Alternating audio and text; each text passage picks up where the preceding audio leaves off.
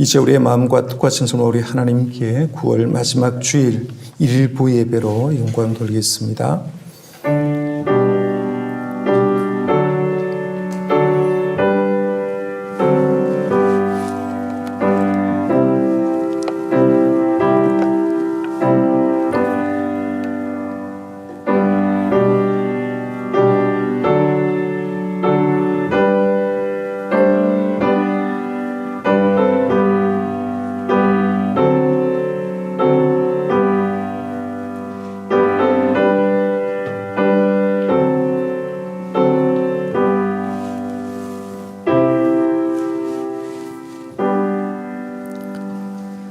은혜와 사랑이 풍성하신 하나님 아버지, 감사와 찬송과 영광을 올려드립니다. 오곡백과가 무르익는 풍성한 결실의 계절에 저희들이 예배의 자리로 불러주시고 영적 결실도 맺게 하여 주신 것에 감사를 드립니다. 이 좋은 날 우리의 감사와 찬양이 하나님 앞에 상달되기를 원합니다. 주님의 빛난 얼굴을 우리에게 비추어 주셔서 우리의 심령에 아름다운 성의 열매들이 맺히게 하여 주옵소서. 이번 주에는 우리의 민족 고유의 명절인 추석도 있사오니 예배하는 우리의 중심의 걱정과 근심과 흑암이 다 물러가게 하시고 기쁨과 은혜와 사랑이 더욱 풍성하게 넘쳐나게 하여 주옵소서. 예수님의 이름으로 기원드리옵나이다. 아멘. 다시 나셔서 찬송하겠습니다.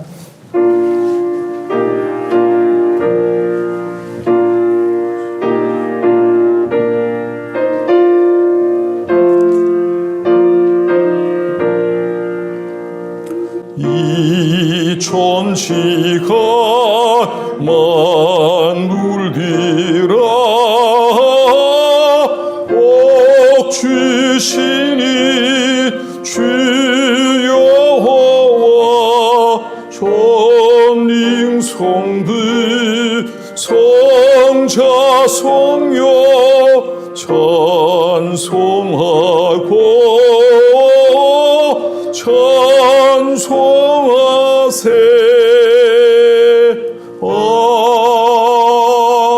아멘. 우리 시편 46편 말씀으로 성시 교독하겠습니다. 하나님은 우리의 피난처시요 힘이시니 그러므로 땅이 변하든지 산이 흔들려 바다 가운데에 빠지든지 바닷물이 솟아나고 뛰놀든지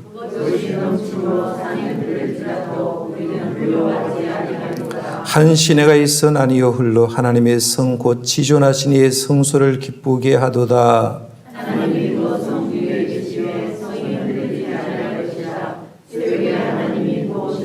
그가 땅 끝까지 전쟁을 쉬게 하심이여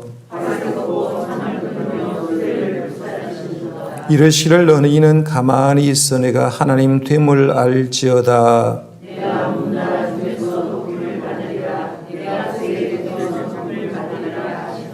만군의 여호와께서 우리와 함께 하시니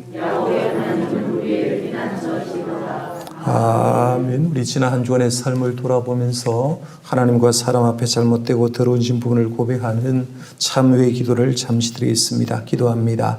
하나님 아버지, 오늘도 하나님의 전의 주일이 올라왔습니다. 어려고 힘든 삶의 여건 속에서도 주님 은혜 주셔서 이렇게 영육간의 강건한 모습으로 살다가 주님 앞에 왔는데 우리의 한 주간의 삶을 돌아봅니다. 하나님 앞에 사람 앞에서 잘못되고 더러워진 부분들을 이 시간 고백합니다. 주여 주님의 보혈의 피로 저희를 용서하여 주옵소서. 우리의 믿음이 많이 나태해져 있을 때도 있습니다. 코로나19를 핑계로 대고 기도생활, 예배생활이 많이 게을렀고 대인관계도 가족과의 관계 속에서도 믿음 생활하면서 직분 생활하면서도 많이 부족합니다. 주님, 이 시간 주님의 보혈의 피로 용서하시고 깨끗한 받은 심령으로 하나님께 예배할 수 있게 주님 인도하여 주옵소서. 그래서 아버지, 우리가 이미 온몸이 씻음 받았지만 알게 모르게 지은 죄들을 깨끗하게 씻고 팔을 씻음 받음으로 또 용기 내어서 하나님의 말씀 받고 승리하는 삶을 한 주 한 주 살아낼 수 있게 주님 도와주옵소서. 주여, 우리의 죄를 용서하시고 은총을 베풀으시며 놀라운 하나님의 사랑을 늘 경험할 수 있도록 인도하여 주옵소서. 역사하여 주옵소서. 우리 하나님께서는 진심으로 고백하는 사람들에게 그 죄를 용서하기로 약속하셨습니다.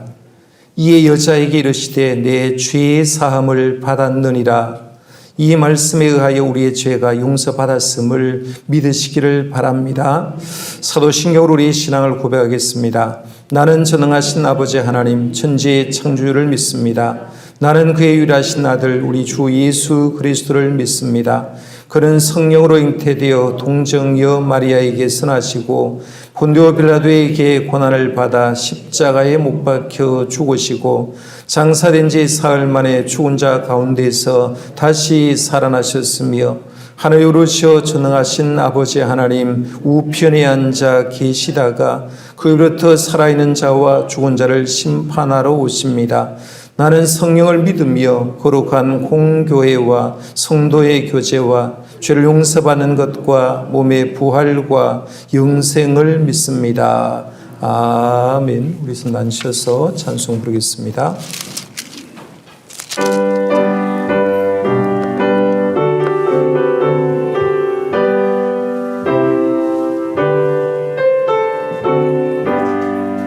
주 예수 이름 높이어 다 찬양하여라. 김멸리 관일 들여서 만유의 주 찬양. 김멸리 관일 들여서 만유의 주 찬양.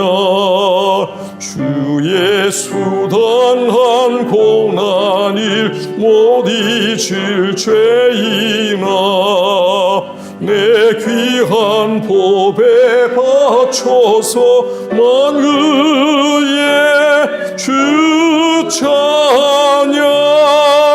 내 귀한 법에 바쳐서 만유의 주 찬양. 이 지구 위에 거하는 온 세상 사람들이 비키신 위엄 높여서 만유의 주 찬양. 비키신 위엄 높여서 만유의 주 찬양. 주 믿는 성도 다 함께 주 앞에 엎드려 무궁한 노래 불러서 만유의 주 찬양. 무궁한 노래 불러서 예 주 찬양. 아멘. 사랑하는 하나님, 바람이 시원한 9월의 아침입니다.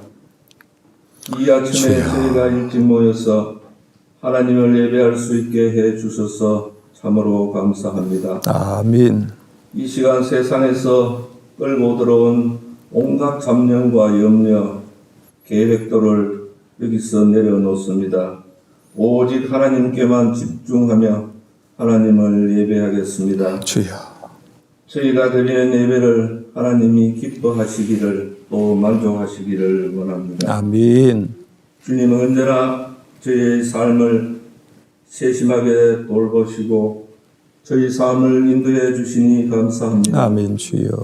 신앙을 가지고 지금까지 살아오는 내내 주님께서 내 삶에 행하신 순수한 의도를 저희들은 수시로 오해하고 원망하면서 하나님과 헛된 밀고 당기기를 해왔음에도 주님께서는 늘 우직하게 저희 곁을 지키시고 한결같은 선하심으로 저희의 삶을 이끌어 오셨음을 이제야 깨달았습니다. 아멘. 저희가 이렇게 근시안적이고 이렇게 둔한 자들입니다. 저희가 하나님의 사랑을 의심하여 뒷걸음 칠 때마다 꾹꾹 참으시고 가장 적절한 순간에 이를 때까지 우리를 굳게 붙잡고 이끌어 주신 주님의 은혜가 없었다면 아마 저희들은 결코 여기까지 이를 수 없었을 것임을 잘 알고 있습니다.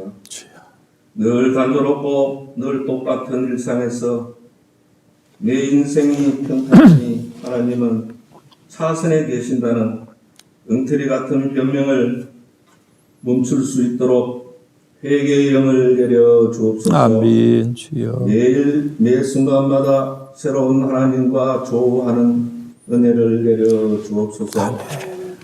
주님, 이제는 내가 예수를 믿었더니 내 삶의 만족보다 내가 믿었더니 이렇게 좋으신 주님을 이제는 누군가에게 자랑하게 하여 주시고 주여. 이 일에 담대함과 지혜를 주시옵소서. 아멘. 바라옵기는 주님 앞에서 경건하게 살려는 성도들에게도 필연적으로 찾아올 수 있는 어떤 고난도 왜 나만이냐고 하지 말고 영광으로 알고 감내하는 성도가 되게 하여 주시기를 원합니다. 아멘. 주님, 여러 가지 외적인 고난에 의해 우리 모두가 지금 지쳐있지만 주님의 중후한 말씀의 은혜가 임하여 우리 교우들이 각각 주님을 깊이 만나 온전히 변화가 되어가는 역사가 있기를 구합니다. 아멘. 혼탁하며 무질서한 세상과 닮은 부분들을 과감하게 잘라내고 하나님의 형상을 회복하기를 원합니다. 주여. 말과 표현으로만 믿음을 드러내는 것이 아니라 행위로서 증명하는 사람들이 되게 하여 주옵소서. 아멘. 위대하신 주님의 강한 역사가 우리 정동교회에 강력하게 임하기를 간절히 소망하오며 이 예배의 모든 순서를 주님의 것이라고 이 시간 고백하며 예수 그리스도의 이름으로 기도합니다. 아멘. 이제 우리 모두가 주님께서 가르쳐 주신 기도로 기도하오니 하늘에 계신 우리 아버지, 아버지의 이름을 거룩하게 하시며 아버지의 나라가 오게 하시며 아버지의 뜻이 하늘에서와 같이 땅에서도 이루어지게 하소서. 오늘 우리에게 일용할 양식을 주시고 우리가 우리에게 잘못한 사람을 용서하여 준 것 같이 우리 죄를 용서하여 주시고 우리를 시험에 빠지지 않게 하시고 악에서 구하소서. 나라와 권능과 영광이 영원히 아버지의 것입니다. 아멘.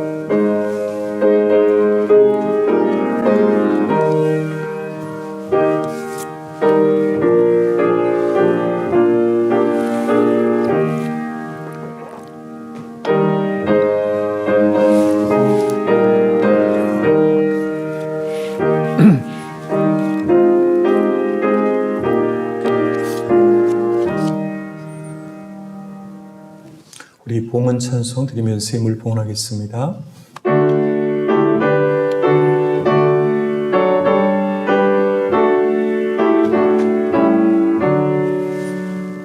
내게 있는 모든 것을 아낌없이 드리네.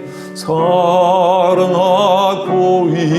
의지하며 주만 따라 살리라. 주께 드리네. 주께 드리네.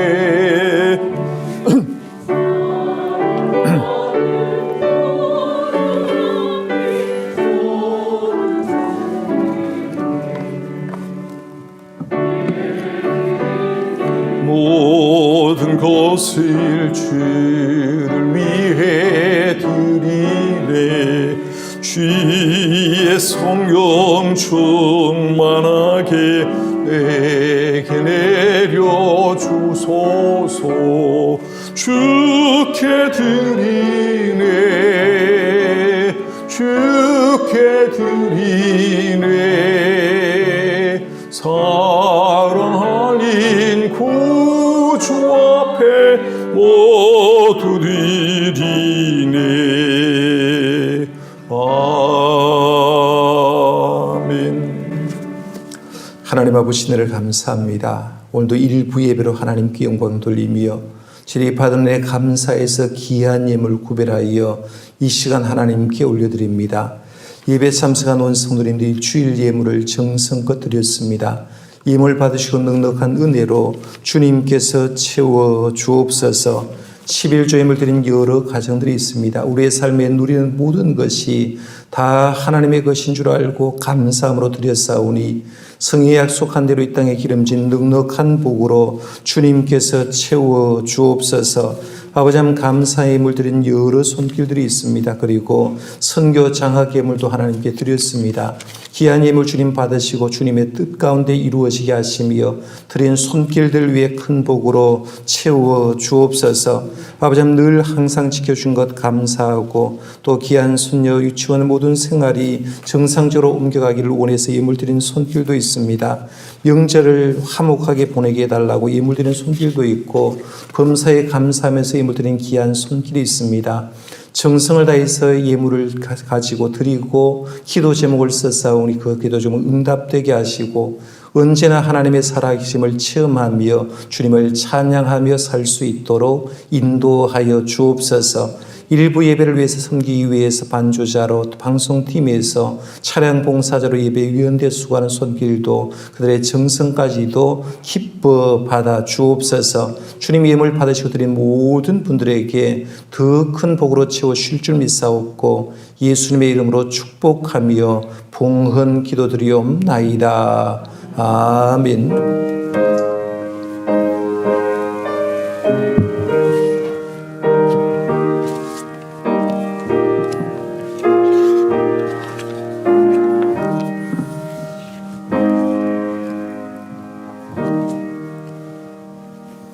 우리 인사하겠습니다. 하나님 평강이 사랑하는 성도님과 함께 우리 앞뒤 작업분과 함께 해주길 바랍니다. 153 감사 노트 계속 쓰는데 마이크 잡고 하십시오. 오늘은 우리 이효석 권사님 쓰는 153 감사 노트를 잠깐 소개하겠습니다. 네, 첫째, 첫 손비가 이제 한 달이 되었다. 하루가 다르게 크는 모습에 케어하는 나는 힘들지만 감사하다.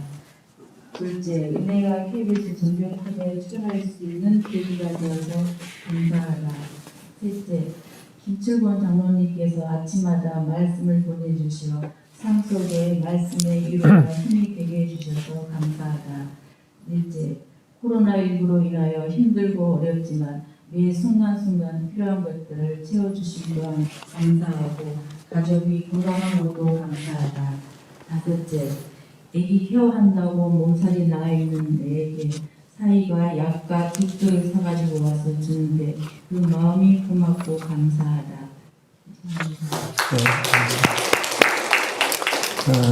우리 이유숙 권사님 가정에 이제 외손자를 받고요. 또 막내 우리 은혜양 가수인데 오는 금요일입니다. 10월 2일 날 저녁에 전국의 탑10 학생들 이제 방송이 나갑니다. 아마 교회에서 문자로 가셨을 건데 많이 보고 응원해 주길 바랍니다. 교회 소식 전해드리겠습니다. 오늘 9월 4번째 주일 일부 예배 나오신 여러분께 감사를 드리겠습니다. 수요 성령기도가 이제 연휴입니다만은 특성은 사유전대에 할 수 있는 한은 나오실 분들 나오셔서 해주길 바라고요. 안내는 3구역입니다. 새벽 기도에는 우리 추석 연휴에도 계속되니까요. 나오실 분들 계속해서 기도해 주길 바랍니다. 추석 가정 예배 우리 별지에 드렸으니까요. 별지를 참고하셔서 추석날 예배를 잘 드리시길 바라고 더 필요한 분들은 안내석에 이어폰이 있으니까 참고해 주길 바랍니다. 다음 주일에 우리 교회 창립 49주년 감사주일이 됩니다. 내년에 이제 우리 기년을 앞두고 여름으로 준비합니다만은 상황 속에 이제 다 준비를 못합니다. 그러나 다음 주에 감사함으로 교회 창립 49주년 감사 예배를 드리겠습니다. 오늘 2부 예배 후에 정기당에 있고요. 다음 주에는 우리 교육위원회는 11일 주일로 연기하도록 하겠습니다. 코로나19로 통해서 예배 안내 여러분 쭉 보시고 협력해 주실 바라고요. 발열 체크 오늘은 오후 여전도에 다음 주는 6 여전도에 순으로 해주겠습니다. 주간 성경 공부 성경 한 장 읽고 답하는 건데요. 협력해 주실 바라고 지난 주에 36명 참석했습니다. 153 감사대행지 다음 주에는 우리 1부에 박종인 권사님 2부에 손태규 장로님 순으로 계속하겠습니다. 여러분들도 꼭 힘내어서 동참해 주시길 바랍니다. 후반기 세례 입교 대상자 교육이 오늘부터 4주간 동안 세 가족실에 있습니다. 오전 10시부터 10시 40분까지 한 40분 정도 교육을 할 테니까요. 꼭 동참해서 교육받고 입교 세례 받을 수 있기를 바랍니다. 수험생들 우리 위해서 5명 지난주에 광고를 드렸고요. 위에서 여러분 꼭 기도할 때마다 성도님의 가정 귀한 아들, 딸들이니까 기도해 주시길 바랍니다. 전교인 독서 및 독후감 대회가 지금 시작되고 있고요. 로뎀 카페에 책이 예쁘게 전시되어 있습니다. 보신 분들은 빨리 갖다 놓으시길 바라고 안 보신 분들은 여름에 해당되는 것들 가서 독서대회에 동참해 주시길 바랍니다. 금주 성당 국고전 우리 정금자 권사님 가정에서 우리 아들 김홍집 군의 생일을 맞이할 수 있습니다. 우리 정금자 권사님 일부에 오셨는데요. 우리 축하의 박수, 감사의 박수 한번 드리겠습니다. 감사하고요. 일부에 나오신 분들은 뭐 집에 가겠지만 광고를 하나 더 드리면 지금 교회에서는 코로나19로 통해서 식사를 여러분에게 제공하지 못합니다. 제공하지 못하는 틈을 타서 주방을 대대적으로 지금 공사를 하고 있는 중이고 공사가 어느 정도 마무리 단계에 들어와서요. 오늘 2부 예배 후에는 냉장고하고 기물들을 꺼내는 게 있는데 다시 한번 그것을 정리해서 제 위치로 찾아서 냉장고하고 기물을 넣을 예정입니다. 그래서 남자분들이 좀 필요한데 여러분들한테 그냥 말씀만 하니까요. 2부 예배 오시는 분들은 아마 참석해서 해주길 바라고 공사 잘 되도록 기도해 주시길 바랍니다. 교동정에 우리 김우연 명예집사님 교회를 위해서 늘 잘 섬겼는데 경북대학교 병원에 지금 입원 가려 중에 있습니다. 병실 배정을 받지 못해서 지금 있는데 여러분이 위해서 기도해 주시길 바랍니다. 말씀 바로 보도록 하겠습니다. 말씀은 로마서 이어서요. 로마서 7장 14절 말씀부터 25절 말씀까지 오늘 보도록 하겠습니다. 신약성경 248쪽, 249쪽에 걸쳐져 있습니다. 로마서 7장 14절 말씀부터 25절 말씀까지입니다. 우리 차였으면 제가 봉독합니다. 여러분은 경청해 주시길 바랍니다. 우리가 율법은 신령한 줄 알거니와 나는 육신에 속하여 죄 아래에 팔렸도다. 내가 행하는 것을 내가 알지 못하노니 곧 내가 원하는 것은 행하지 아니하고 도리어 미워하는 것을 행함이라.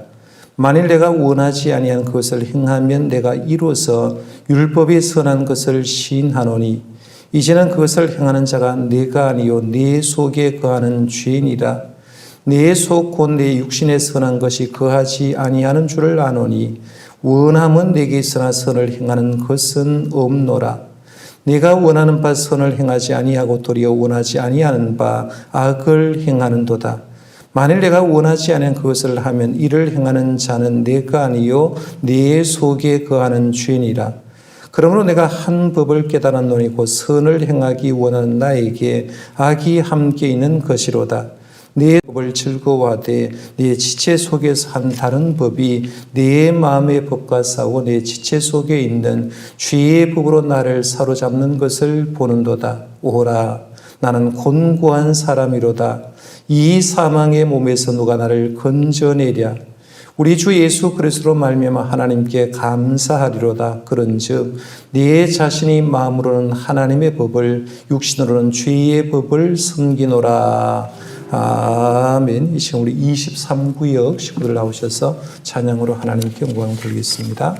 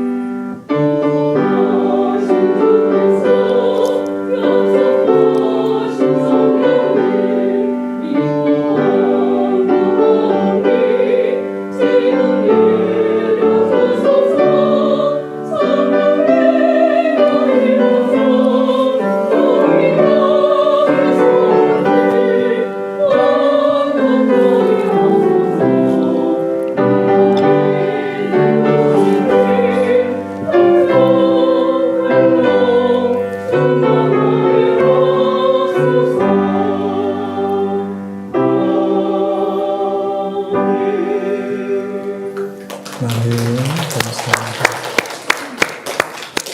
사람은 4명인데 소리는 한 10명 하는 것 같습니다. 감사합니다. 그리스도인에게는 3대 적이 있습니다. 여러분을 미혹하고 여러분을 무너뜨리기 위해서 항상 3대 적은 여러분을 괴롭히는데요. 첫 번째가 마귀입니다. 마귀. 두 번째가 세상이고 세 번째가 죄성을 가진 육신이 우리의 적이라고 얘기할 수 있습니다. 이 그리스도에게는 3대 적 마귀와 세상과 육신이 있는데 이 세상에서 하나님의 사람과 그리스도의 사람 가운데 이 세 가지 적을 완벽하게 처음부터 막아내고 승리한 사람이 있을까 이런 생각을 한번 해볼 수 있습니다. 출애굽의 주역이었던 모세를 한번 생각해 보시길 바랍니다. 모세가 이스라엘 백성이 불고 출애굽한 지 3개월 만에 이제 시내산 아래에 도착하게 되고 모세는 시내산 위에 올라갑니다. 하나님과 대면하면서 40주 40야를 하나님과 대면하게 봅니다. 하나님은 시내산 위에 연기로 불로 임하셨고 모세는 하나님과 대면하면서 40일 동안 음식을 먹지 않고 하나님을 대면하는 시간을 갖게 됩니다. 이 40일이 지났을 때 하나님은 모세에게 2 돌판을 만들어서 10계명의 말씀을 손에 들려주고 그 말씀을 가지고 이스라엘 백성에게 전하라라고 얘기를 합니다. 모세는 40주 40야를 하나님과 대면하고 살다가 2 돌판을 들고 시내산 아래 쭉 내려와 봤는데 내려오는 순간에 이상한 소리가 들립니다. 싸우는 소리인지 노래 소리인지 모르지만 뭔가 회중에 있는 소리에 굉장히 시끄러운 소리가 나서 알아봤더니만 이 40일 동안 밑에 있던 이 이스라엘 백성들은 금송아지를 만들어 놓고 그 금송아지를 신이라고 춤을 추면서 찬양하는 그런 모습을 보게 됩니다. 40주 40야를 하나님과 대면하고 하나님 앞에서 살았던 그가 그 장면을 딱 보는 순간 속에서 욱하고 뭔가 올라오고 그 순간을 견디지 못해서 우리가 알듯이 그렇게 귀하게 받은 10계명 2 돌판을 산나로 던져서 깨뜨려 버리는 것을 보게 됩니다. 여러분, 모세의 진짜 모습은 어떤 모습일까요? 산 위에 머물러 있었던 모습이 모세의 진짜 모습일까요? 아니면 혈기가 욱하고 올라와서 2 돌판을 깨뜨린 모습이 모세의 진짜 모습일까 한번 생각해 보시길 바랍니다. 여러분, 새벽기도 때 계속해서 이제 다윗에 대해서 생각하고 있습니다. 이 다윗의 그림은 골리앗을 물리치고 이제 골리앗이 가지고 있는 창으로 골리앗을 내리치는 그런 장면인데요. 다윗은 우리가 출신 배경을 쭉 얘기를 할 때 베들레헴 출신 2세의 8번째 아들이라고 얘기를 합니다. 요즘 말로 하면 흙수저 중에 흙수저였다라고 얘기를 할 수 있습니다. 가장 가난한 집에 가장 못나는 집에 와가지고 8번째 아들이라고 볼 수가 있는데 그는 하나님 앞에서 이제 하나님께 기름 부음 받고 놀라운 일들을 하죠. 특별히 이제 17살 때 골리앗이 대결하고 이 골리앗을 만나러 갈 때 한 말은 굉장히 유명합니다. 사무엘상 17장 45절에 보면 너는 칼과 창과 단창으로 내게 나오거니와 나는 만군의 여호와의 이름 곧 내가 모욕하는 이스라엘 군대의 하나님의 이름으로 내게 나가노라라는 말씀이 유명하고 그 다음 이어서 하는 말이 뭐냐면 전쟁은 여호와께 속했다라고 얘기를 하면서 자기가 진 물맷돌을 들고 물매를 메어서 돌 하나를 빙빙 날려서 날렸더니만 골리앗의 이마에 정통으로 맞히고 이 골리앗을 물리침으로 통해서 이스라엘의 승리를 가져온 걸 봅니다. 그 이후로 우리 알듯이 20살에부터 30살까지 피난 생활하다가 30살에 이스라엘 왕이 되죠.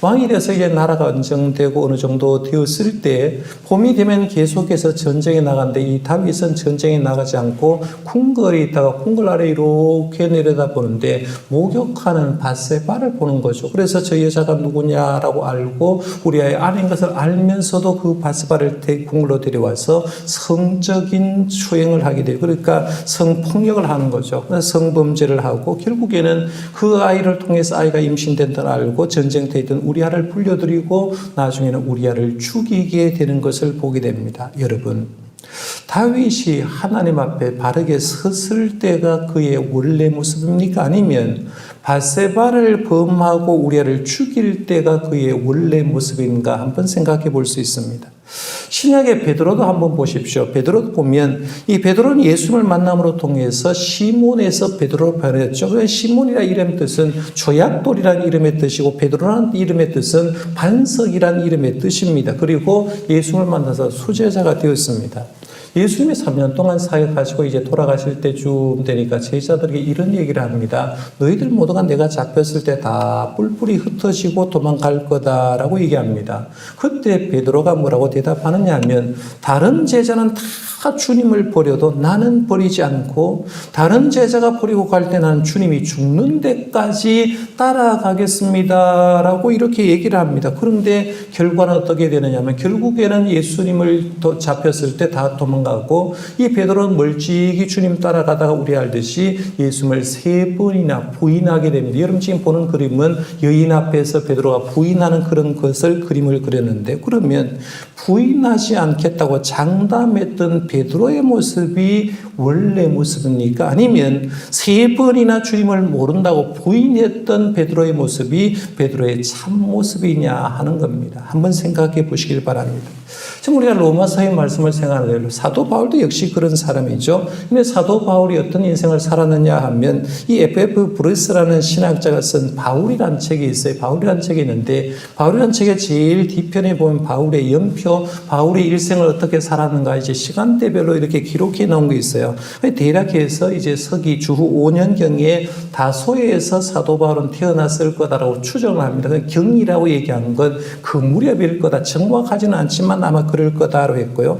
33년경에 그러니까 예수님이 부활하시고 얼마 후에 예수님이 부활하신 다음에 이 33년경에 회심을 했을 거다. 다메섹 도상에서 부활하신 예수님 만나고 회심했고요. 그 다음에 예루살렘을 이제 방문하고 우리 알처지 사도행전을 쭉 보면 1차 여행, 2차 여행, 3차 여행을 하게 됩니다. 그래서 53년부터 57년까지가 3차 전도여행을 하는데요. 이 3차 전도를 하면서 우리가 알듯이 이제 57년 초에 고린도에서 석 달 동안 머물면서 로마서를 기록하고 있습니다. 로마서를 기록하는 배경은 57년경이었다 보게 됩니다. 그리고 나중에 이제 예루살렘 방문하게 되고 예루살렘에서 체포가 되고 가이사라의 감옥에 갇혀서 57년에서 59년까지 지내게 되고요. 그 다음에는 59년 9월부터 로마를 항해해서 60년 2월까지 로마를 항해하면서 배 풍랑도 일어나고 굉장히 어려운 가운데 이렇게 2월 달까지 이제 드디어 로마에 도착하고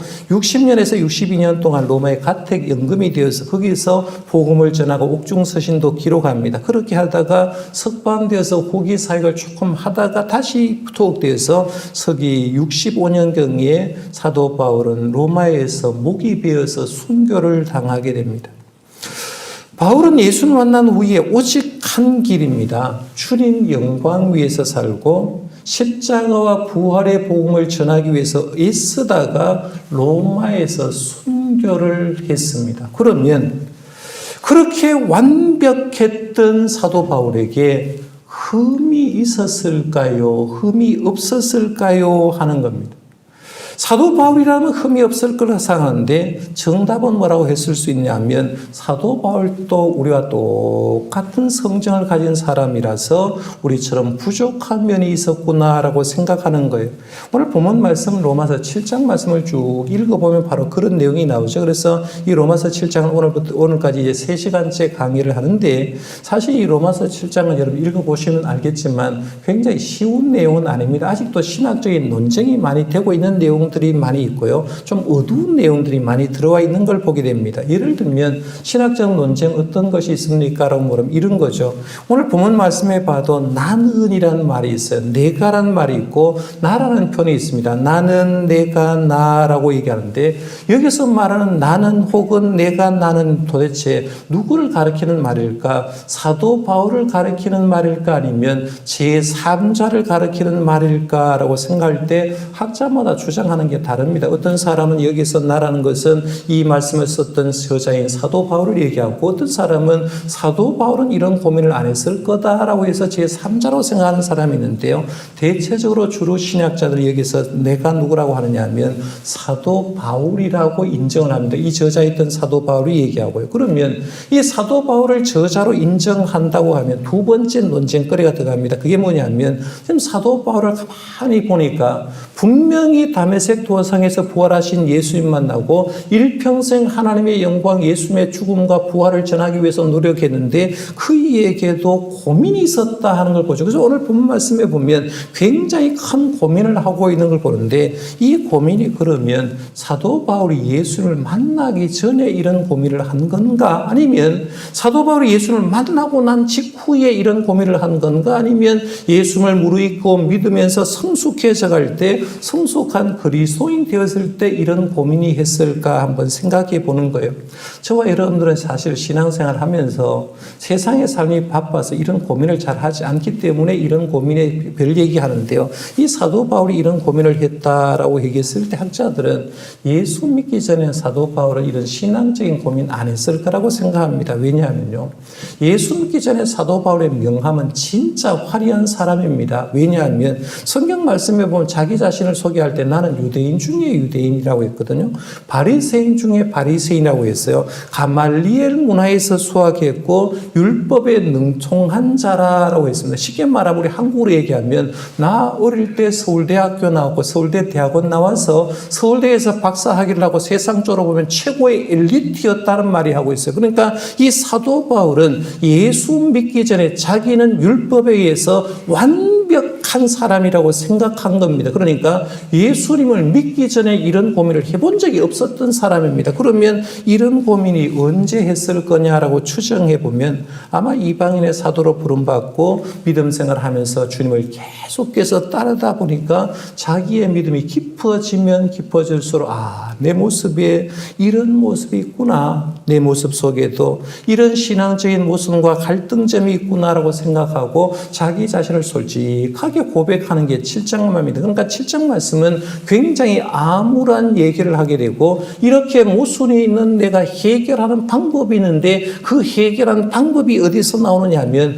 로마서 8장, 우리가 이미 생각했습니다마는 로마서 8장 말씀을 쭉 보면서 이렇게 고민스러운 문제는 로마서 8장 문제로 통해서 해결해 나간다 하는 걸 보게 됩니다. 그러면 이 사도 바울이 신앙생활 하면서 겪은 모순 3가지 정도로 이제 오늘 본문에서 소개를 하고 있는데요. 첫 번째 모순점은 뭐냐면 사도 바울이 이렇게 생각한 거예요. 자신이 원하는 대로 행하지를 못하는 모순이 있다 해서, 이거는 사도 바울 문제가 아니라요, 저와 여러분들도 똑같을 겁니다. 뭔가 마음에는 막 주님 기뻐하는 일을 하고 싶은데 행하지 못하는 그런 모순들이 있다는 거예요. 15절 말씀 한번 보십시오. 15절에 보면 내가 행하는 것을 내가 알지 못하노니 곧 내가 원하는 것은 행하지 아니하고 도리어 미워하는 것을 행함이라. 내가 지금 뭔가 하는데 진짜 주님 기뻐하는 일을 하고 싶은데 하는 것을 가만히 보니까 도리어 주님 미워하는 것을 지금 하고 있다는 겁니다. 18절 말씀도 한번 보십시오. 내 속 곧 내 속 육신에 선한 것이 거하지 않은 줄을 아노니 원함은 내게 있으나 선을 행하는 것은 없노라. 진짜 원하는 것은 많은데 돌아보니까 내 삶 속에 서사하는 것이 없다는 거예요. 19절 말씀도 그렇죠. 내가 원하는 바 선을 행하지 아니하고 도리어 원하지 아니하는 바 악을 행하는도다라고 했습니다. 사도 바울은 마음속에서 하나님이 기뻐하는 선한 일을 막 하고 싶은 거예요. 말을 하고 싶은데 현실적으로 딱 보니까 하나님이 원하지 않은 악한 일들을 많이 하더라는 거예요. 여러분 지난 한 주간 한번 생각해 봐요. 하나님 기뻐하는 선한 일을 하고 싶은 마음은 있는데 선한 일을 하기보다는 오히려 가족을 아프게 하고 주변을 아프게 하고 악한 일을 했던 적이 있을 겁니다. 겟세마네 동산에서 예수님이 제자들에게 그런 말 했잖아요. 마음은 원이로되 육신이 약하도다 이런 말을 했듯이 지금 사도 바울은 마음과 행동이 따로 국밥처럼 따로 놀고 있다 하는 걸 보게 됩니다. 이게 첫 번째 모습입니다. 사도 바울이 깨달은 건 내가 원하는 대로 행하지 못하는 모순점이 나에게 있다 하는 걸 깨달습니다. 두 번째 모습은 뭐냐면 새 사람과 옛 사람이 공존하는 모습을 발견합니다. 17절 말씀에 보면 이제는 그것을 행하는 자가 내가 아니요 내 속에 거하는 죄인이라라고 했습니다. 이 사도 바울은 예수님의 십자가와 부활사를 믿음으로 죄와 사망에서 분명히 해방되었습니다. 문제는 이 사도 바울이 제가 늘 얘기하듯이 예수님의 십자가 부활을 믿고 부활하신 예수님을 만난 다음에 겪어 예수를 내가 믿습니다라고 말하고 곧바로 천국으로 갔으면 괜찮은데 다메섹 도상에서 예수님을 영접한 다음에 돌아가실 때까지 순교할 때까지 약 32년 동안 이 땅에서 이방인의 전도자로 살았다는 것, 쉽게 말하면 사도 바울도 32년 동안 사람으로, 육신을 가진 사람으로 살았다는 겁니다. 그러니까 이 사도 바울같이 그렇게 훌륭한 사람들의 몸에도 죄란 놈이 노크를 하는 거죠. 노크를 하면, 죄가 노크를 하면 죄가 이미 떠났는데 죄를 내가 막으면 되는데 내가 육신이 연약하기 때문에 죄가 노크를 할 때 자기도 모르는 사이에 문을 살짝 열어놓는다는 거예요. 열어놓으면 죄가 자기의 몸속에 들어와서 세금도 내지도 않고 전세도 내지 않고 이 죄가 자기 속에 들어와서 무단 거주를 한다는 겁니다. 그리고 찾아낼 수 없는 곳에 깊숙이 들어가서 무법자로 산다는 거죠. 그리고 이 죄가 자기 속에 들어왔는데 누구도 알지 못하는 불청객으로 산다는 거예요. 그래서 자기의 몸속에 이 공존하게 살게 되는데 그런 걸 고백하는 거죠. 아, 내가 진짜 하나님 앞에 새 사람이 되었는데 죄가 노크라고 문을 딱 여는 순간 죄가 내 몸속에 깊숙이 들어와서 살고 있구나. 내 속에 새 사람과 옛 사람이 공존하고 있구나 하는 걸 깨닫습니다. 여러분은 그렇지 않습니까? 여러분도 구원받았는데 가만히 보면 나도 옛사람의 성품이 아직도 내 속에 이렇게 자리를 잡고 있는 거, 어디에 있는지 모르는데 자리를 잡고 있어요. 그 다음에 세 번째 모습이 뭐냐면 죄를 범하는 모습이 있다 했어요. 23절 말씀에 보면 내 지체 속에 한 다른 법이 내 마음의 법과 싸워 내 지체 속에 있는 죄의 법으로 나를 사로잡는 것을 보는도다라고 했어요. 죄가 내 몸속에 쭉 해서 무단 거주하고 있다가 어느 순간 나를 죄를 짓게 만드는 거죠. 그러니까 여러분이 예수를 영접한 사람도 저 사람이 예수를 믿는다고 얘기를 하는데 왜 어느 순간에 죄를 범하느냐라고 보면 자기 속에 들어왔던 은밀히 들어왔던 죄가 어느 순간에 죄를 짓게 만들어버린다는 거예요. 그래서 죄를 범하는 모순을 사도 바울이 깨닫게 되는 거예요. 사도 바울은 지금 예수를 영접하고 살면서 자기가 원하는 대로 행하지 못하는 모순을 깨닫게 되고 옛사람과 새사람이 공존하는 모순을 깨닫게 되고 죄를 범하는 모순을 깨닫게 됩니다. 그래서 내가 지금 하나님의 사람이라고 하지만 나에게 모순거리가 많구나라고 생각하면서 자신의 모습을 어떻게 받아들이냐 마치 영적인 탕자같이 받아들이는 거죠. 여러분 탕자 얘기 누가복음 15장에 잘 알잖아요. 탕자는 분명히 그 집의 아들인데 자기 스스로 집을 나가가지고 돼지 치는 지엄 열매를 먹고 굉장히 추한 모습으로 돌아오는데 사도 바울이 깨닫는 게 그거예요. 내가 예수님의 십자가와 부활을 통해서 하나님의 자녀가 되었는데 이 하나님의 자녀답게 멋지게 살아야 되는데 죄로 인해서 이런 모순거리가 많다 보니까 자기의 영적인 모습 보니까 옷이 너무나 추라해. 영적인 옷이요. 영적으로 보니까 자기 머리 언제 감았는지 모르고 언제 목욕했는지 모르고 내가 하나님의 사람인데 왜 이렇게 추해져 있냐라는 걸 발견합니다. 영적인 상태가 너무 추한 것을 발견하고 사도 바울은 이렇게 고백을 하죠. 24절 말씀이죠. 오호라 나는 곤고한 사람이로다. 이 사망의 몸에서 누가 나를 건져내랴 했어요. 오라 나는 곤고한 사람이다. 이 사망의 몸에서 누가 나를 건져내랴 했는데 이걸 공동번역 선생이 이렇게 번역했습니다. 나는 과연 비참한 인간입니다. 누가 이 죽음의 육체에서 나를 구해줄 것입니까? 라고 했습니다. 그런데 사도 바울의 이 고백 여러분 어떻게 생각합니까? 오라 나는 곤고한 사람입니다. 나는 참 비참한 인간입니다. 라고 했습니다. 여러분들이 신앙생활 하면서 사도 바울에게 돌 던지고 싶은 생각 혹시 드는 사람이 있습니까? 야, 나는 괜찮은데 사도 바울 당신마저 그러면 안 되잖아. 당신은 부활하신 예수님을 눈으로 봤고 부활하신 예수님을 체험했으면 당신만큼은 예수님이 행하신 그런 기적도 많이 했고 그렇게 큰 일을 많이 행한 사람이라고 하면 그렇게 얘기한 건 너무 심한 것 아니냐는 거예요. 나는 곤고한 사람인 거 인정하고 나는 추한 사람도 인정하지만 사도 바울은 그렇게 고백하는 게 뭔가 잘못된 것 아니냐라고 하면서 돌을 던지고 싶은 사람이 있을 수 있다는 거예요. 그런데 사도 바울이 고백한 오라 나는 곤고한 사람이로다. 이 사망의 몸에서 누가 나를 건져내리라고 할 수 있는 사람은 주님을 제대로 만난 사람만이 할 수 있는 겁니다. 성령으로 하나님의 인도하심을 받는 사람만이 할 수 있는 거예요. 저와 여러분들은 왜 신앙생활하면서 이중생활을 하면서 왜 제가 사탄 속에 우리 속에 들어와 있음에도 불구하고 이런 고백을 잘 하지 못합니까? 라고 말하면 주님을 제대로 대면한 적이 없고 성령 충만하지 않고 성령의 인도를 받지 못하기 때문에 이런 고백을 오히려 못할 가능성이 굉장히 많다는 거예요. 제가 예를 한번 들어볼게요. 구약에 나오는 이사야 6장에 나오는 이사야 선지자 한번 보시길 바랍니다. 이 그림은 이사야 선지자가 성전에서 이제 하나님의 놀라운 임재를 경험하고 소명을 받는 장면입니다. 성전에 들어갔는데 천국에 있는 하나님을 본 거예요. 천국 보좌에 있는 하나님이 천국 보좌에 쭉 앉아 있고 옷자락이 성전까지 쭉 내려와 있습니다. 이 하나님의 주변에 보면 예수 천사가 날면서 하나님을 찬양하는 모습이 들립니다. 그리고 이 하나님의 임재하니까 성전이 치질나듯이 성전 문지방의 터가 흔들렸다고 얘기하고 성전에 하나님의 임재 상징으로 모세가 시내산에 올라갔을 때 연기가 와고 불이 난 것처럼 그 성전에서 연기가 충만했습니다. 이사야 선지자가 놀라운 하나님의 임재를 경험한 다음에 이사야 선지자는 자기도 모르는 사이에 입에서 이런 고백을 합니다. 이사야 6장 5절 말씀입니다. 화로다 나이여 망하게 되었도다. 나는 입술이 부정한 사람이요 나는 입술이 부정한 백성 중에 거주하면서 만군의 여호와신 왕을 배웠음이로다 라고 말하면서 내가 하나님의 영광 하나님을 봤기 때문에 나는 죄인이기 때문에 나는 망하게 되었도다 라고 얘기하는 거예요. 하나님을 가까이 보면 가까이 볼수록 나는 하나님을 대면하기에 너무 추한 사람이여 나는 죄인이다 라는 걸 고백한다는 거예요.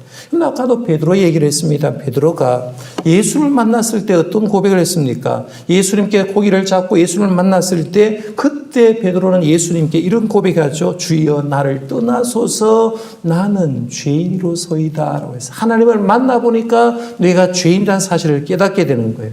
또 한 사람 예를 들면 존 버년, 철로 역전에 저자했던 존 버년 여러분이 잘 알잖아요. 이 존 버년이 예수님 만나보니까 너무 기뻐요. 너무 감사했습니다. 예수를 믿고 예수님의 십자가 보혈을 안 다음에 내 죄를 사해 준 건 너무나 감사하고 기뻤는데 이 감사와 기쁨이 계속되는 것이 아니라 그 감사와 기쁨에 비해서 내가 하나님 앞에서 지은 죄들이 생각나서 늘 절망과 고통 가운데 있었던 거예요. 그래서 이 절망과 고통 가운데 있는 문제를 풀지 못하니까 왜 내가 이렇게 죄를 많이 짓고 주님의 십자가의 은혜로 구원받았는데 이렇게 괴롭습니까 하면서 이 목사님을 만나서 상담했다는 그런 내용이 납니다. 왜 존 버녀는 예수님의 십자가 보혈을 알고 분명히 깨달았는데 자기의 죄를 돌아보면서 그 죄 때문에 그렇게 고통스러웠을까라고 생각해 보면 그가 주님을 제대로 만났기 때문이라 볼 수 있다는 거죠. 이사야 선지자, 베드로 사도, 존 버년 사도 바울 모두가 하나님을 제대로 만났기 때문에 십자가에 내 죄를 대신해 죽으시고 부활하신 예수님을 제대로 만났기 때문에 그런 고민을 했다고 보게 됩니다. 그러니까 영이 살아있는 사람이기 때문에 죄에 대해서 고통하고요. 탄식하고 절망했고 울부짖었다라고 볼 수가 있습니다. 그러니까 지금 사도 바울이 오늘 말씀해 봐도 오라 곤고한 사람이다 이 사망의 몸에서 누가 나를 건져내랴라는 이 말은 거룩한 고민이고 긍정적인 고민이고 희망적인 고민이라고 할 수 있다라는 얘기입니다. 그러나 사도 바울은 영이 살아있기 때문에 이런 고민을 했다는 거예요. 그래서 오늘 말씀 24절까지 쭉 보면 7장 말씀 어둡습니다. 내가 죄를 지었구나, 나는 슬프구나로 하면서 아이로 말하면 엉엉 우는 거예요. 어떻게 하면 좋겠습니까? 막 엉엉 울어요. 엉엉 울다가 이 엉엉 울던 사도 바울이 딱 말씀을 25절로 넘어가면 언제 울었느냐 하면서 미소를 짓기 시작합니다. 그래서 밝은 미소를 지면서 7장의 말씀을 마감하는데 25절 말씀에 이런 말하고 있죠. 같이 한번 읽어볼까요? 25절입니다. 시작. 우리 주 예수 그리스도로 말미암아 하나님께 감사하리로다. 그런즉 내 자신이 마음으로는 하나님의 법을, 육신으로는 죄의 법을 섬기노라. 아멘. 지금 사도 바울은 그렇게 웅웅 울어요. 자기가 죄 속에 산다는 걸 알고 엉엉 울고 고통당하고 있다가 25절 말씀 탁 넘어가니까 우리 주 예수 그리스도로 말미암아 하나님께 감사하리도다라고 합니다. 사도 바울이 무엇 때문에 감사했을까요? 사도 바울은 이걸 깨달은 거죠. 내가 이렇게 고민하는 문제를 이미 예수님께서는 해결 방법을 다 마련해 놨다는 거예요. 주님과 동행하면서 성령 안에 사는 사람은 이 문제를 이미 하나님께서 다 해결해 놓았는데 이 해결해 놓은 걸 깨닫게 되니까 너무나 감사해서 우리 주 예수 그리스도로 말미암아 하나님께 감사하리로다라고 했어요. 그 해결 방법이 어디 나오느냐 하면 로마서의 보석이라고 얘기할 수 있고 보석에 나오는 빛이라고 얘기할 수 있는 로마서 8장 말씀에 나오는 거예요. 나는 죄인인데 내가 성령 안에서 어떻게 해결한 받았는가를 로마서 8장에 쭉 얘기를 하면서 그렇게 마무리를 하는 걸 봅니다. 우리 로마서 7장을 마감하면서요. 성도님이 분명히 알아야 될 세 가지 사항이 있습니다. 그건 뭐냐면 첫 번째는 그리스도인에게는 3대 적이 있다고 제가 말씀드렸어요. 여러분에게 적입니다. 그 적은 첫째는 마귀입니다. 언젠가 제가 자세하게 말씀할 때가 있는데 마귀가 여러분을 계속해서 괴롭힐 겁니다. 세상이 괴롭힐 겁니다. 세상이. 그 다음에 세 번째는 육신입니다. 죄성을 얘기하죠. 옛날 습성을 얘기합니다. 내가 예수 믿어도 옛날 습성이 하루아침에 변하지 않고 죄된 그 육성 옛날 모습이 계속해서 따라와서 육신이 따라오는 겁니다. 그러니까 여러분을 괴롭히는 3대 적이 있다는 걸 알고 이 마귀와 세상과 육신이 나를 괴롭힌다는 걸 알고 있는 것이 필요하다는 거예요. 두 번째는 뭐냐면 알아야 될 게 그리스도인에게는 3대 적이 있지만 3대 적을 물리칠 능력도 있다는 거예요. 그 능력은 우리한테는 없어요. 저와 여러분들 항상 당할 수밖에 없어요. 그러나 3대 능력은 누구한테 있냐 하면 예수님에게 능력이 있고 성령님에게 이길 능력이 있다는 거예요. 그러니까 우리가 하나님께 매여 달려야 될 이유가 뭐냐면 이 세 가지 능력을 이기려고 하면 항상 예수님 품에 성령님과 함께 해야 된다. 그 다음에 세 번째는 그리스도는 결국에는 이 3대 적이 늘 괴롭혀서 때로는 넘어지기도 하고 때로는 쓰러지기도 하지만 결국에는 성화의 삶으로 주님을 닮아가도록 되어 있다라고 할 수 있죠. 그래서 이 사도 바울은 이제 로마서 6장부터 시작해서 7장까지 뭘 얘기하냐면 자신의 경험담을 쭉 얘기하면서 성화의 단계에 들어가는데 이런 것들이 괴롭히더라라고 얘기를 하는 거예요. 그래서 성화의 단계에 들어가면 이런 문제에 대해서 승리하면서 살아야 된다 하는 걸 얘기합니다. 자, 그러면 다시 서론으로 돌아가 보겠습니다. 서론으로 말씀드렸던 세 사람 한번 생각해 보십시오. 모세. 시내 산 위에 올라갔던 모습이 모세의 진짜 모습입니까? 아니면 욱하는 성격이 있어가지고 두 돌판을 깨뜨린 모세의 모습이 진짜 모습입니까? 라고 했을 때 욱하는 성질이 있었던 그 모세가 결국에는 민수기 23장 3절에 보면 이 사람 모세는 온유함이 지면에 모든 사람보다 더하더라 라고 얘기를 하면서 결국에는 모세를 하나님이 별명을 붙여주는데 뭐라고 붙여주냐면 하나님의 사람 모세였다라고 합니다. 그런데 예수 믿어도요. 믿은 지 몇 년 돼도 성질 굉장히 더러운 사람이 있어요. 욱하는 사람이 있어요. 그 사람도 성화의 단계에 들어가면 결국에는 마지막 성화의 단계에 계속해서 놀아가게 되면 결국은 그 사람도 온유해지는 사람으로 바뀐다는 이게 성화의 모습이에요. 다윗도 한번 보십시오. 다윗도 간음죄, 살인죄를 범합니다. 그러나 시편 51편의 7장 회개와 성화의 삶을 살았을 때 결국에는 사도행전 13장 22절에 보면 이 다윗을 평가할 평가할 때 그 사람을 하나님의 마음에 맞는 사람이다라고 평가를 해버립니다. 분명히 잘못되었는데 하나님을 알고 기름 부음 받고 잘못된 짓을 했는데 나중에 보니까 하나님의 마음에 맞는 사람이 되었다라고 하는 거죠. 베드로 사도도 어떻습니까? 주님을 부인했잖아요. 주님을 만나고 주님을 부인했는데 회개하고 다시 돌아오니까 그는 로마에서 거꾸로 십자가에 지는, 십자가에서 순교하는 삶을 살려서 진짜 삶이란 이런 걸 보여주는 거죠. 사도 바울 더 이상 얘기할 필요가 없습니다. 이런 고민을 하지만 사도 바울은 로마에서 참수를 당해 순교할 만큼 거룩한 삶을 살아가고 있다는 겁니다. 여러분, 오늘 보면 로마서 7장 말씀 보면서 사도 바울이 한 고민 여러분은 없습니까? 솔직하게 생각해 봐요. 나 예수 믿는데 교회 다닌 지 얼마인데 하는 거 보면 예수 안 믿는 사람하고 똑같이 사는 사람 많고 고민을 합니다. 나 좀 잘 살고 싶은데 하나님의 말씀대로 잘 살고 싶고 진짜 선한 일을 하고 싶은데 현실적으로 그렇지 못해서 주님 기뻐하지 않는 일을 할 때가 많다는 거예요. 그럴 때일수록 우리가 해야 될 게 뭐냐면 이 고민을 하나님께 내어놓는 거죠. 그래서 하나님을 깊이 만남으로 통해서 내 부족한 모습을 정확하게 고민하고 이 고민의 문제는 내가 해결하는 문제가 아니라 내 힘으로 될 문제가 아니라 로마서 8장으로 딱 넘어가면 있는 게 생명의 성령의 법으로 통해서 해결 가능하다는 거예요. 그래서 우리가 예수님과 함께할 때 성령님이 충만할 때는 그 죄의 문제가 완벽하게 해결되는 줄 믿고요. 부활하신 예수님을 힘들 때일수록 고민할 때일수록 더욱더 예수님 의지하고 성령님과 더불어 살아가서 성화의 삶을 한 주 한 주 살아가고요. 1년 2년 지났을 때 여러분의 모습이 사람으로 모습을 만들어가는 저와 여러분들 되시기를 바랍니다. 기도하겠습니다. 하나님 아버지 은혜를 감사합니다. 오늘도 하나님의 귀한 말씀 로마서의 말씀을 생각했습니다. 우리의 삶이 사도 바울과 같지 않고 우리의 고민이 사도 바울과 같은 고민을 하지 않기 때문에 우리는 이런 깊은 고민도 하지 않은 가운데 그저 세상 사람들처럼 하루하루 살아가고 있습니다. 그러나 영적으로 깨어있은 우리의 모습을 바르게 보게 하시고 다시 한번 우리가 주님 앞에 은혜 받은 자로서 어떤 삶을 살아가고 있는지 다시 확인하고 주님 앞에서 바르게 살아서 성화의 삶을 이룰 수 있게 하여 주옵소서. 성화의 삶은 내 힘으로 되는 것이 아니라 주님과 가까이 할수록 성령 충만할수록 가능하다는 사실을 알고 언제나 성령 충만한 삶을 어려울 때 살아가서 주님의 모습과 향기를 드러내게 하여 주옵소서. 예수님 이름으로 기도드리옵나이다. 아멘. 우리 다 같이 나셔서 찬송가 348장 부르겠습니다.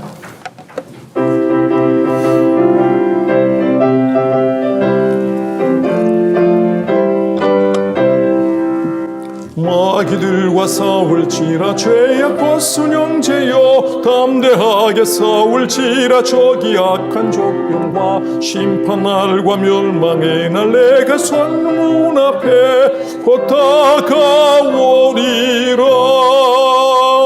영광 영광 할렐루야 영광 영광 할렐루야 영광 영광 할렐루야 승리하리라. 마귀들과 싸울지라 죄악 벗은 형제여 고함치는 미리들은 흉한 낙이 아닌가. 무섭고도 더러운 죄 모두 떨쳐버리고 주 예수 붙들라. 영광 영광 할렐루야 영광 영광 할렐루야 영광 영광 할렐루야 승리하리라. 마귀들과 싸울지라 죄악 벗은 형제여 그 주 예수 그리스도 크신 팔을 벌리고 너를 도와주시려고 서서 기다리시니 너서 나오라. 영광 영광 할렐루야 영광 영광 할렐루야 영광 영광 할렐루야 승리하리라. 우리 주 예수 그리스도의 은혜와 하나님 아버지의 그 크신 사랑과 성령님의 교통하심이 참능히 살아있던 사도 바울의 고민을 보면서 오늘 우리들도 이런 고민을 성령 안에서 해결 안 받고 성화의 삶을 살아가기로 다짐하는 온 소임들 머리 위에 가정을 하는 일들 위해 우리 교회와 이 나라 이 민족과 세계 선교지 위에 지금부터 영원토록 함께 하시기를 간절히 축원하옵나이다. 아멘.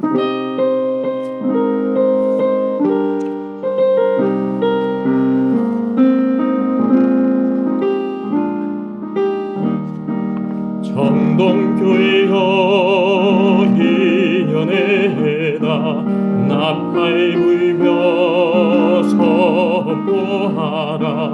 가난한 자 눈먼 자 포로된 자들아 자유와 해방이다. 새로운 출발 꿈을 꾸자. 요셉처럼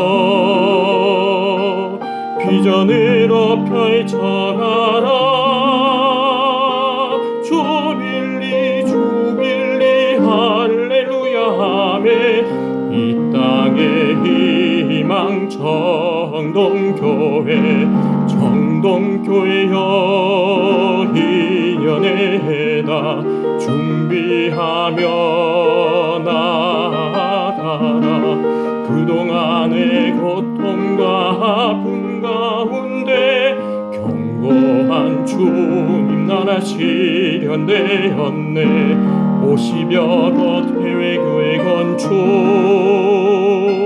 성전 건축 폐가 성장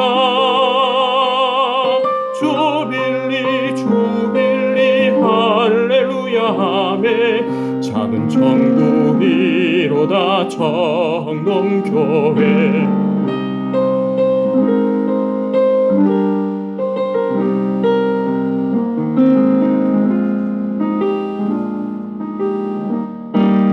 정동교회여 희년의 해다.